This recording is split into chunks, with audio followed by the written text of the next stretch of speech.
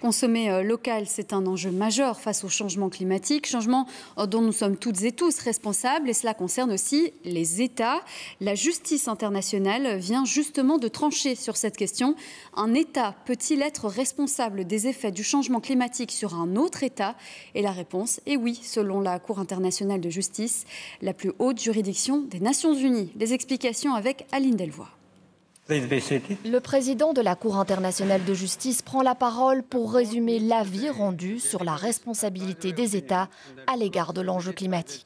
Une satisfactory solution requires human will and wisdom at the individual, social and political levels.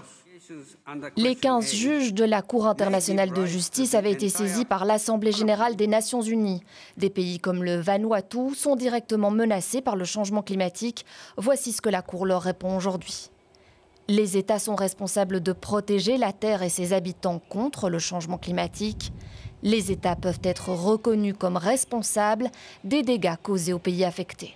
Typiquement, si un État incite ses entreprises à forer de plus en plus pour exploiter au maximum l'énergie fossile, il se comporte en réalité de manière illicite au regard du droit international. Et ça, c'est tout à fait neuf. Cet avis est consultatif et non contraignant, mais il pourrait transformer l'interprétation des règles existantes en matière de droit climatique. Chez nous, l'État belge, la région bruxelloise et la région flamande avaient été condamnés à réduire de 55% les émissions de gaz à effet de serre d'ici 2030. La SBL Affaires Climat espère que cet avis poussera les autorités à agir enfin. L'avis peut servir comme un compas, comme une référence pour la juridiction nationale comme le nôtre. Donc je pense que ça peut servir comme un catalyseur pour des procès comme le nôtre. La région flamande avait introduit un pourvoi en cassation contre sa condamnation.